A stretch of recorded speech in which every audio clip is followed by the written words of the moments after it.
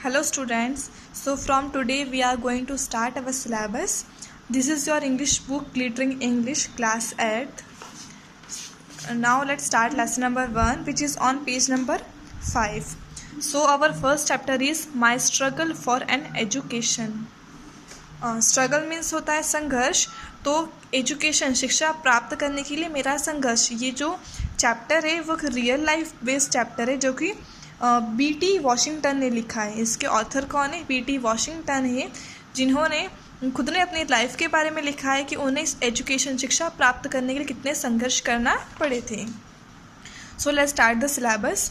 One day while at work in the coal mine I happened to overhear two miners talking about a great school for colored people somewhere in Virginia. तो एक दिन coal mine में, मतलब कोयले की खदान में काम करते हुए मैंने दो लोगों की, दो माइनर्स की, जो दो खदान खोदने वाले लोग हैं, उन लोगों की ओवरहियर मीन्स होता है सुनना। तो उन लोगों की बातें सुनी कि वो किसी एक अच्छे स्कूल के बारे में बात कर रहे थे जो कि कहाँ पर है? वर्जीनिया में है। This was the first time that I had ever heard anything about any kind of school or college that was more pretentious than the little colored school in our town. ऐसा पहली बार हुआ था जब मैंने किसी एक ऐसे कॉलेज या ऐसे स्कूल के बारे में सुना था जो कि बहुत ज़्यादा अच्छा, प्रिटेंशियस मतलब होता है शोई, जो कि बहुत अच्छा दिखता हो। तो जो हमारे जो टाउन है, हमारे कस्बे में जितने भी छोटे मोटे स्कूल हैं, उन सबसे ज़्यादा अच्छा दिखाई दे रहा था। मतलब लोगों की बातें सुन के उनको लग रहा था कि हमारे जो टाउन में छोटे मोटे स्कूल है, उन स्कूल से काफ़ी बेटर स्कूल वो है।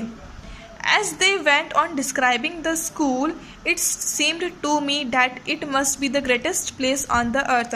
जिस तरह से वो स्कूल के बारे में एक्सप्लेन कर रहे थे, बातें कर रहे थे, उनको ऐसा लग रहा था कि इस पूरी धरती पे सबसे अच्छी जगह जो है वो वही स्कूल है।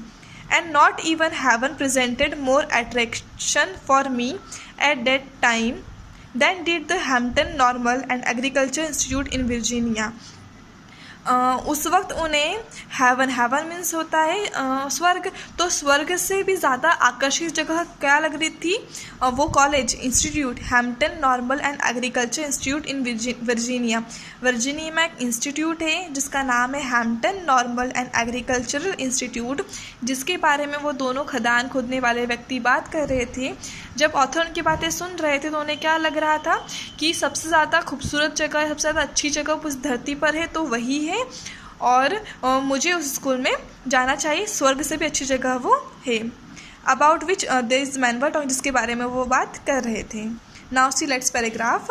आई resolve at once to go to that school. मैंने एक बार में दृढ़ निश्चय कर लिया, मतलब रिजॉल्व मीन्स होता है इरादा कर लेना।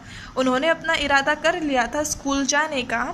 Although I had no idea where it was, हालांकि मुझे कोई भी आइडिया नहीं था कि वो स्कूल कहाँ पर है, और हाउ मेनी माइल्स अवे, कितनी मील दूर है यहाँ से, और how I was going to reach it, और कैसे मैं वहाँ तक पहुँचूँगा।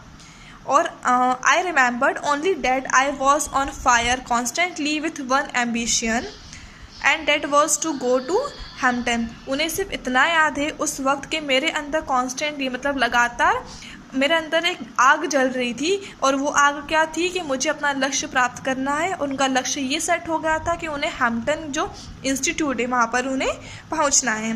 This thought was with me day and night, और यही थॉट, यही सोच या यही विचार मेरे चल रहे थे दिन रात कि मुझे उस इंस्टीट्यूट में जाना है, पढ़ाई करनी है। In the fall of 1872 I determined to make an effort to get there. जैसे कि 1872 ख़त्म हो रहा था, मतलब एंडिंग ईयर में, मैंने डिटरमाइन से दृढ़ निश्चय कर लेना, पक्का इरादा कर लिया था कि अब मैं वहाँ पर जाऊँगा, और मैंने कोशिश करना भी शुरू कर दिया था। Although as I have stated I had no definite idea of the direction in which Hampton was or of what it would cost to go there. जैसे कि मैं पहले बता चुका हूँ कि मुझे कुछ भी आइडिया नहीं है कि वो हैम्पटन जो इंस्टीट्यूट है उसकी मतलब उसके लिए किस तरफ से जाना है, डायरेक्शन क्या है, रास्ता कहाँ से जाता है, और मुझे वहाँ पे जाने के लिए कितने पैसे लगेंगे, मुझे क्या कीमत चुकाना पड़ेगी, मुझे कुछ नॉलेज नहीं है। I do not think that anyone truly sympathized with me in my ambition to go to Hampton unless it was my mother. मुझे नहीं लगता है कि कोई भी मेरे प्रति सहानुभूति दिखाएगा या दया दिखाएगा, मेरे हेल्प करेगा मेरे एम्बिशन को प्राप्त करने में. सिर्फ मेरी माँ ही है जो ऐसा कर सकती हैं. And she was troubled with a grave fear that I was starting out on a wild goose chase. अब उनकी माता को उनके अंदर एक डर पैदा हो जाता है. वाइल्ड गूस चेज मीन्स होता है असंभव कार्य. तो उन्हें ऐसा लग रहा था कि मेरा बेटा जो हैम्पटन इंस्टीट्यूट में पढ़ने की जो कोशिश कर रहा है तो बहुत असंभव कार्य है, क्योंकि वो इंस्टीट्यूट बहुत ज़्यादा बड़ा है और उसे कुछ पता नहीं है उसके बारे में. तो कैसे जाएगा, कहाँ कैसे मैनेज करेगा वो वहाँ जाने का रास्ता, और कैसे वहाँ की फ़ीस मैनेज करेगा. तो उन्हें अपने मन में एक डर था कि मेरा बेटे की बहुत ज़्यादा इच्छा है वहाँ जाने की, लेकिन ये असंभव सा कार्य है. At any rate, I got only a half-hearted consent from her that I might start. जैसे ही मैंने उन्हें बताया कि मुझे वहाँ जाना और मैंने वहाँ से जाना शुरू किया, तो मेरी मदर ने मेरी जो मम्मी है उन्होंने मुझे कंसेंट में होता है सहमति देना, तो सहमति तो दे दी थी लेकिन आधे मन से दी थी, क्योंकि उन्हें पता था कि वहाँ पर पहुँचना काफ़ी मुश्किल है. I had very little money with which to buy clothes and pay my travelling expenses. मेरे पास बहुत कम पैसा था उस वक्त कपड़े खरीदने के लिए और ट्रैवलिंग एक्सपेंस, जो भी खर्चा लग रहा है ट्रैवल करने में वहाँ तक पहुँचने में, उससे पे करने के लिए. My brother John helped me all that he could, but of course that was not a great deal. मेरा जो भाई है जॉन, उसने बहुत मदद की थी, कोशिश करी मेरी मदद करने की कि वो पैसा दे सके मुझे जिससे कि मैं वहाँ जा सकूँ, लेकिन सिर्फ इतने पैसे से कुछ भी काम नहीं होता. Finally the great day came. आखिरकार वो बड़ा दिन आ गया है. And started for Hampton. And I started for Hampton. और मैंने हैम्पटन के लिए अपनी जर्नी स्टार्ट कर दी. I had only a small cheap satchel that contain a few articles of clothing I could get. मेरे पास एक बहुत ही छोटा सा और सस्ता बैग, सैचल मीन्स होता है बैग था जिसमें कि बहुत ही कम चीज़ें थी और मेरे कुछ कपड़े थे. My mother at the time was rather weak and broken in health. उस वक्त जो था जब मैं निकला था तो मेरी मम्मी की हालत बहुत ज़्यादा नाजुक थी और वो काफ़ी बीमार थी. I hardly expected to see her again. मेरे अंदर एक उम्मीद भी नहीं थी कि मैं फिर से उन्हें कभी देख पाऊँगा. And thus our parting was all the more sad. इसलिए मेरा वहाँ से निकलना, पार्टिंग मतलब होता है यहाँ से किसी जगह के लिए वहाँ से निकल जाना, तो मेरा उस वक्त घर से निकलना और ज़्यादा दुखमय हो रहा था. She however was very brave through it all. लेकिन मेरी मम्मी बहुत बहादुर थी उस वक्त. उन्होंने अपने अंदर की जो भी दुख है कि वो अपने बेटे को अपने से दूर करी, वो प्रिटेंड नहीं किया और बहुत खुशी खुशी हमें वहाँ से विदा कर दिया. The distance from Malden to Hampton is about 500 miles. वो मेल्डन में रहते हैं तो वहाँ से हैम्पटन का जो डिस्टेंस है वो कम से कम 500 माइल्स है. By walking, begging rides both in wagons and in the cars, in some way after a number of days, I reached the city of Richmond, Virginia, about 82 miles from Hampton. कभी वो चलकर जा रहे थे तो कभी उन्होंने दूसरों से वैगन्स मीन्स होता है टू व्हीलर, तो टू व्हीलर दो पहिया गाड़ी से या तो कार और टू व्हीलर्स गाड़ी से लिफ्ट मांगकर और हम कुछ दिनों बाद कहाँ पहुँच जाते हैं, वर्जीनिया की रिचमंड सिटी में पहुँच जाते हैं, जो कि हैम्पटन से अभी भी 82 किलोमीटर दूर है. When I reached there tired, hungry and dirty, it was late in the night. जब मैं वहाँ पहुँचा तो मैं बहुत ज़्यादा थक गया था, बहुत ज़्यादा भूखा था, मेरे बहुत ज़्यादा कपड़े भी गंदे हो गए थे और काफ़ी देर भी हो गई थी. I had never been in a large city and these rather added to my misery. मैं कभी भी इतनी बड़ी सिटी में नहीं गया था, इसलिए मेरी परेशानी जो इतनी बड़ी सिटी में मैं कहाँ रहूँगा, क्या करूँगा, तो मेरी जो परेशानी है वो और भी ज़्यादा बढ़ गई थी. When I reached Richmond, I was completely out of money. जब वो मैं रिचमंड पहुंचा था तो मेरे पास बिल्कुल भी पैसे नहीं थे, सारे पैसे उनके ख़त्म हो गए थे. I had not a single acquaintance in the place and being unused to city ways. जब मैं वहाँ पहुँचा तो मेरा उस जगह पर एक्वेंटेंस में होता है सोशल कॉन्टेक्ट या कोई जान पहचान होना, तो मेरी वहाँ पे उस जगह पे कोई भी जान पहचान नहीं थी और ना ही मुझे उन सिटी के रास्तों के बारे में कुछ पता था. I did not know where to go, मुझे नहीं पता था मुझे कहाँ जाना है. I applied it at several places for lodging but they all wanted money. मैंने बहुत सारी जगह लॉज होते हैं जहाँ पे हम लोग रेंट होटल की तरह जहाँ पे हम ठहर सकते हैं, तो उसी तरह से मैंने बहुत जगह लॉजिंग में ट्राई किया कि मुझे वहाँ पे रहने थे, लेकिन सभी को पैसे चाहिए थे, बिना पैसे के वो मुझे वहाँ पे नहीं रहने देते. And that was what I did not have, मेरे पास पैसे बिल्कुल भी नहीं थे. Knowing nothing else better to do I walk the streets. अब मुझे कुछ भी नहीं पता था कि मुझे अब क्या करना चाहिए, तो इसलिए मैं सड़क पर आगे चलता रहा. I must have walked the streets till after midnight.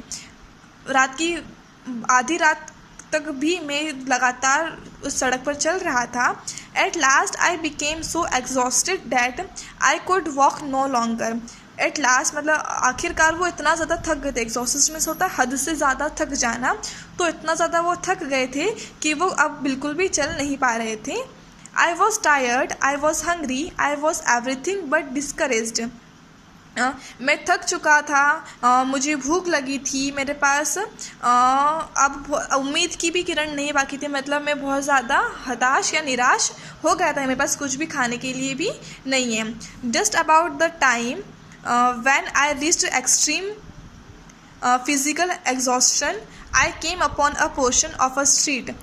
जब जिस समय मैं बहुत ज़्यादा फिज़िकल एग्जॉशन मतलब मेरे शरीर जो है वो बहुत ज़्यादा थक गया था कि मैं अब एक भी कदम आगे नहीं चल पा रहा था, तो मैंने सड़क की किसी कॉर्नर पे जाके मैं खड़ा हो गया.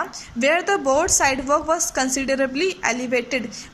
हर जगह फुटपाथ बना रहता है, तो वैसे ही रोड के आसपास फुटपाथ बना हुआ था जहाँ पे बहुत कम लोग जाते हैं.